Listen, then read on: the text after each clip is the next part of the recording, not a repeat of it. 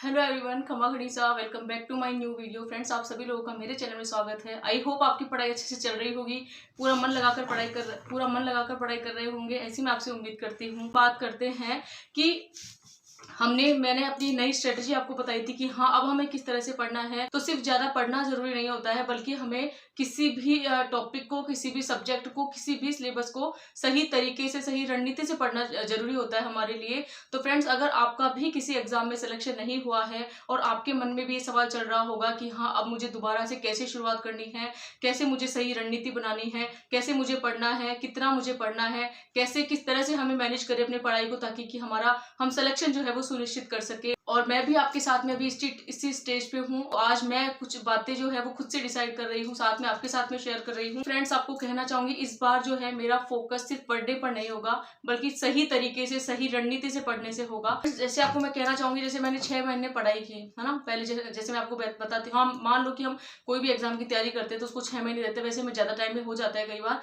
जैसे कि मान लो फॉर एग्जाम्पल हमने 6 महीने पढ़ाई की, या फिर मैंने 6 महीने पढ़ाई की। उसके बाद में मैंने ये देखा कि उन 6 महीनों में मुझे अब समझ में आने लगा है कि उन 6 महीनों में मैंने किस तरह से तैयारी की थी और कितना मुझे याद रहा था, क्या वास्तव में मैंने जो पढ़ा वो मुझे याद था। तो इस तरह से बहुत सारी बातें वो मुझे धीरे धीरे अब समझ में आ रही है और बहुत कुछ सीखने को मिल रहा है। आप भी अपने जो भी कमियां हैं, पहले जो आपने तैयारी की थी उस दौरान जो भी आप कमियां कर रहे हो या फिर जो गलतियां कर रहे थे, वो हमें सबसे पहले देखनी है। फ्रेंड्स, इसमें असली बात यह है कि उन 6 महीनों में मैंने क्या सीखा, कितना रिवाइज किया और कितना मैं एग्जाम में अप्लाई कर पाई। ये चीज हमारे लिए बहुत ज्यादा महत्व रखती है। तो आपको भी इन सबका ध्यान रखना है। और मेरी गलतियां आपको बताती हूँ, मैं बार बार आज फिर से बता रही हूँ। मेरी गलती यही है, सबसे पहले मेरा रिवीजन पर्याप्त नहीं था। मैंने रिवीजन अच्छे से नहीं किया था, हमें टाइम नहीं मिला था।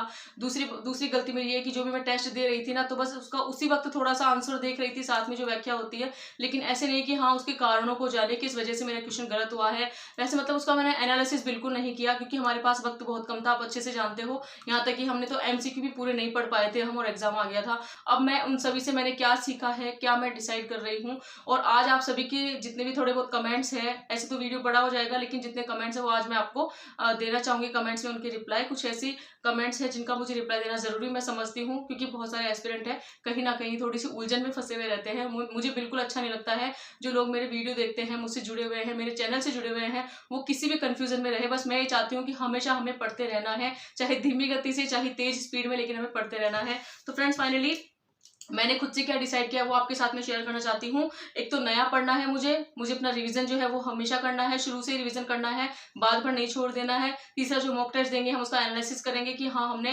कैसे किस वजह से क्वेश्चन गलत हुआ है, कौन से टॉपिक से हुआ है, कौन सा टॉपिक हमारा अच्छे से क्लियर नहीं है। और साथ ही में हर सप्ताह हमें खुद से पूछना है कि हाँ, मैंने इस सप्ताह मैंने क्या पढ़ा है, कितना मेरा रिवीजन हुआ है, मेरे कौन से क्वेश्चन गलत हुए हैं, कौन से टॉपिक मेरे वीक है, कौन से टॉपिक मेरे स्ट्रॉन्ग है। तो फ्रेंड्स, फाइनली अभी मैं देना चाहती हूँ, आपकी कमेंट की रिप्लाई करना चाहूंगी। एक कमेंट था दिया, आप टॉपिक के साथ में किसकी क्लास देखते हो ये भी बता देना। तो मैं टॉपिक के साथ में क्लास नहीं देखती हूँ, टॉपिक को खुद ही पढ़ती हूँ, खुद से ही समझती हूँ। मुझे सेल्फ स्टडी करना बहुत अच्छा लगता है। जो मेरे वीक सब्जेक्ट होंगे उनको मैं क्लास देखना पसंद करूंगी। और आपको अच्छे से पता है, एसएसटी में मुझे इकोनॉमिक्स ही वीक लगता है, उसके अलावा मैं किसी की क्लासेस नहीं देखती हूँ। और राजस्थान करंट अफेयर्स की क्लास मैं देख लेती हूँ जब भी किचन में काम वगैरह कर रही होती हूँ उस वक्त। और इसके अलावा टॉपिक के साथ में मैं कोई भी क्लास नहीं देखती हूँ। और आपको कहना चाहूंगी, अगर आपको कोई टॉपिक वीक लगता है, खुद से समझ में नहीं आ रहा है, तो आप क्लास देख सकते हैं। मैं किसी की क्लास नहीं देखती हूँ, क्योंकि मुझे खुद का जो मैटर है वही अच्छा लगता है, उसी को पढ़ना अच्छा लगता है हमें। हाँ, मैं आपको ये बात जरूर कहना चाहूंगी, अगर आपका कोई सब्जेक्ट वीक है, कोई टॉपिक वीक है, उसकी क्लास आप साथ में देख लीजिए, ताकि वो टॉपिक आपका और स्ट्रॉन्ग हो जाए। लेकिन मैं क्लास नहीं देखती हूँ। एक कमेंट आया था, मैम रीट मेंस और सेकंड ग्रेड की कॉमन टॉपिक है, उनको पहले डिस्कस कर लेते हैं, जिसमें सिलेबस भी पूरा होता जाएगा, हमारा कॉन्फिडेंस ही बढ़ता जाएगा।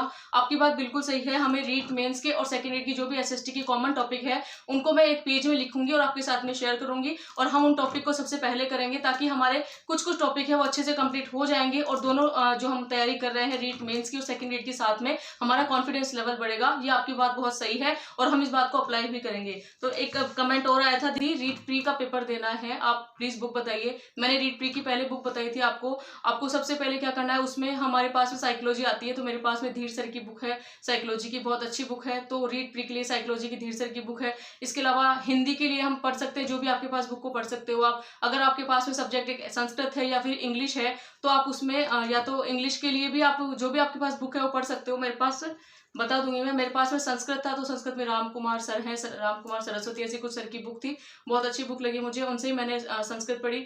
और चौथा जो हमारा सब्जेक्ट है SST, वो आप पढ़ ही रहे हैं, तो इस तरह से हमें हमारा रीड प्री का क्लियर करना है। यही बुक लिस्ट है, कुछ भी नहीं है, धीरे धीरे आपके टॉपिक क्लियर होते जाएंगे। बस आपको एक एक टॉपिक को डेली साथ लेकर चलना है, और एक एक टॉपिक मैं नहीं कर रही हूँ, हम जितना भी पढ़ते हैं, जितने टॉपिक हमसे हो पाते हैं, हमको साथ लेकर चलना है। एक कमेंट आया, दी आपके ब्लॉग से बहुत ज्यादा मोटिवेशन मिलता है। हाँ, तो थैंक यू सो मच। मुझे खुद को नहीं पता कि मैं इतना अच्छे तरीके से आपको अपनी बातें समझा पाती हूँ, या फिर मेरी जो जर्नी है वो आपके साथ में शेयर करती हूँ। और अगर आपके अंदर उससे कुछ बदलाव आ रहा है, आपके अंदर मोटिवेशन आ रहा है, बहुत अच्छी बात है हमारे लिए। बस मेरा यही मोटिव था कि मैं जो भी वीडियो आपके सामने प्रेजेंट करूँ, उनसे आपके अंदर थोड़ा बदलाव होना चाहिए, आपका रूटीन बदलना चाहिए, आपकी पढ़ाई में जो कंसिस्टेंसी है वो बननी चाहिए। और साथ में ये सब आप बना पा रहे हो, कर पा रहे हो, पढ़ाई कंटिन्यू कर पा रहे हो, किसी से कोई मतलब नहीं रखना है हमें हमें सिर्फ हमारी पढ़ाई से मतलब रखना है, हमारी स्टडी से मतलब रखना है, दुनियादारी से भी कोई मतलब नहीं रखना है। ये सारी बातें जो है हम बिल्कुल अप्लाई कर पा रहे हैं, ये बहुत अच्छी बात है मेरे लिए। इसी तरह से आप भी मुझे मोटिवेट करते रहिए। आपको कोई डाउट होता है, कोई प्रॉब्लम आती है, मैं उसका सोल्यूशन जहां तक हो सका बिल्कुल उनको पूरा करने की कोशिश करूंगी।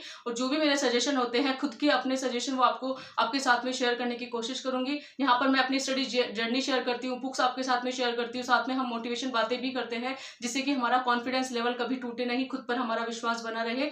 तो फ्रेंड्स, फाइनली आपको लास्ट में एक बात और मैं कहना चाहूंगी कि आज आपको अपनी बुक में क्या लिखना है, या फिर खुद से आपको क्या पूछना है कि मेरा टारगेट जो है वो कौन सा एग्जाम है, साथ ही में मेरा स्ट्रॉन्ग पॉइंट कौन सा है, मेरा स्ट्रॉन्ग सब्जेक्ट कौन सा है, मेरा वीक सब्जेक्ट कौन सा है, और उसके साथ में मैंने पिछले एग्जाम में कौन सी गलतियां की थी। ये 4 बातें आपको खुद से पूछनी है, चाहे लिखनी है, लेकिन आपको इनका जवाब खुद को पता होना चाहिए कि हाँ, मैंने ये चीजें की थी और मेरे ये सब्जेक्ट वीक है, ये मेरी मुझसे गलतियां हुई थी, अब मैं दोबारा इनको नहीं करूंगी। इसी तरह से तो फ्रेंड्स, मैं आज आपसे ये वादा तो नहीं करती हूँ कि इस बार हम जो तैयारी करेंगे उससे हमारा सिलेक्शन हो ही जाएगा, क्योंकि रिजल्ट जो होता है वो हमारे हाथ में नहीं होता है। लेकिन इतना आपको यकीन दिलाती हूँ, जब भी हम एग्जाम देने जाएंगे उस वक्त हमें पछतावा नहीं होना चाहिए कि हाँ, हमारी तैयारी इस वजह से रह गई थी। हमारे पास में अभी बहुत अच्छा समय हमारे पास में है, शांति काल इसे आप समझिए, कुछ भी समझिए, लेकिन हमें अभी तैयारी करते रहना है। तो पढ़ते रहिए, हमेशा खुश रहिए, खुद पर हमें भरोसा रखना है, और अपनी तैयारी को हमेशा यूं ही करते रहना है। आई होप आपको आज आपकी कुछ कमेंट्स के रिप्लाई मिले होंगे, कुछ कमेंट्स बच जाती हैं, उनकी रिप्लाई मैं किसी नेक्स्ट वीडियो में दूंगी। और बस मैं आपसे यही उम्मीद करती हूँ कि अपनी पढ़ाई में आप पूरा मन लगाइए और साथ में यूं ही पढ़ते रहिए। तो फ्रेंड्स, फाइनली मिलते हैं किसी नेक्स्ट व्लॉग में। आई होप आपको मेरा आज का वीडियो पसंद आया होगा। पसंद आया हो, चैनल पर नए हो, चैनल को लाइक, शेयर एंड सब्सक्राइब कीजिए। Thanks for watching.